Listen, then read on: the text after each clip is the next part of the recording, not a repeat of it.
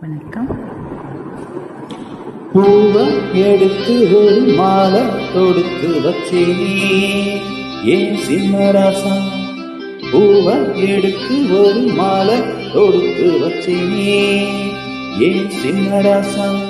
ஒரு தோலுக்காகத்தான் இந்த மாலை ஏங்குது.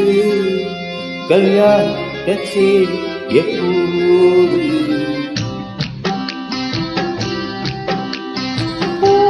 எடுத்து ஒரு மாலை கொடுத்து வச்சேன் என் சின்ன ராசா.